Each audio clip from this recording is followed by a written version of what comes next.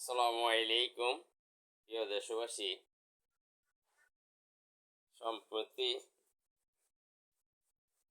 লক্ষ্মীপুর কমলনগর ইউনিয়নের সাবেক উপজেলা চেয়ারম্যান আল্লামা খালেদ সাইফুল্লাহ হুজুরকে নিয়ে খুব সমালোচনার ঝড় বইছে।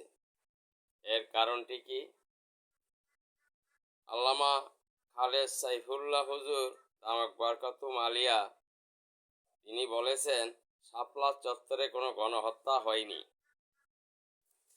তবে খুব সংখ্যক মানুষ মারা গেছে।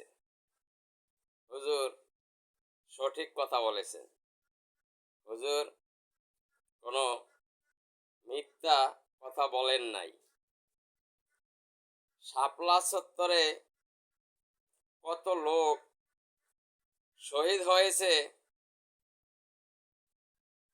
যদি ওখানে গণহত্যাই হয়ে থাকে তাহলে কত লোক শহীদ হয়েছে সেটা হেফাজত ইসলাম কেন লিস্ট করে জনগণের সামনে প্রকাশ করে নাই? এখন তো আর ফ্যাসিস্ট আওয়ামী সরকার নেই, তাদের ভয়ে তারা এটা প্রকাশ করতে পারছে না। এখন তারা প্রকাশ করুক, যেখানে গণহত্যায় এত হাজার এত লক্ষ লোক শহীদ হয়েছে, এখন তার কোনো বাধা নেই। সঠিক কথা বললে গায়ে লাগে। হেফাজত ইসলাম যারা করেন তারা ধার্মিক লোক, ইমানদার লোক, তারা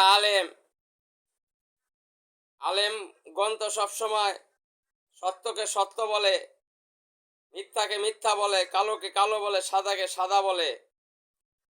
সে যেই দলেরই হোক, এটা হচ্ছে আলেমদের কথা এবং আলেমদের কাজ। আলেমরা তো কোনো দলের পক্ষে মিথ্যা কথা বলতে পারে না, যেটা লিগাল সেটাই বলতে হবে। আল্লামা খালেদ সাইফুল্লাহ হুজুর তিনি সঠিক কথা বলেছেন। এখন আপনাদের গায়ে লাগছে, আপনারা প্রমাণ করে দেখান।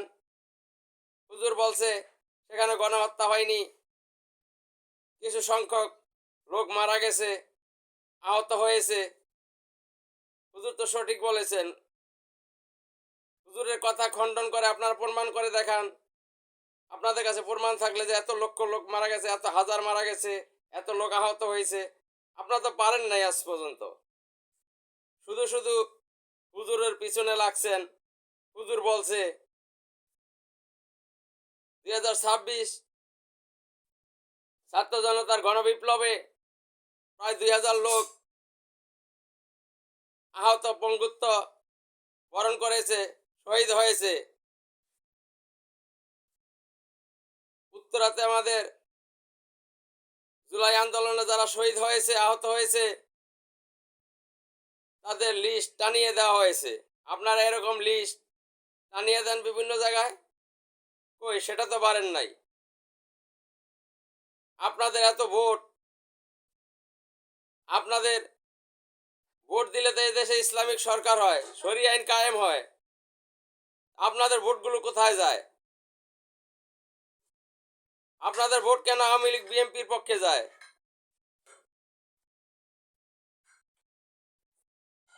আপনাদের ভোট তো ইসলামের বাক্সে পড়া কথা, সেটা না পড়ে আপনারা আপনাদের ভোট দেন জামায়াতকে, আপনাদের ভোট দেন আওয়ামী লীগকে, আপনাদের ভোট দেন বিএনপিকে। আপনারাই তো এদেশে ইসলাম চান না। আবার একজন আলেম সত্য কথা বলছে, তার পিছনে লাগছে। আমি বলবো লাগালাগি বন্ধ করেন। এ দেশে কিভাবে ইসলাম প্রতিষ্ঠিত করা যায়, এ দেশে কিভাবে শরিয়া আইন কায়েম করা যায়, কিভাবে এ দেশে কোরআন সুন্নাহর আইন দ্বারা রাষ্ট্র পরিচালনা করা যায়, সেগুলোর চেষ্টা করেন। এ দেশের তথাকথিত যে দুই দল আওয়ামী লীগ বিএনপি, এদের থেকে এদেশের মানুষকে কিভাবে মুক্তি দেওয়া যায় সে চিন্তা ভাবনা করেন। আলেমদের পিছনে লাগতে যেন না।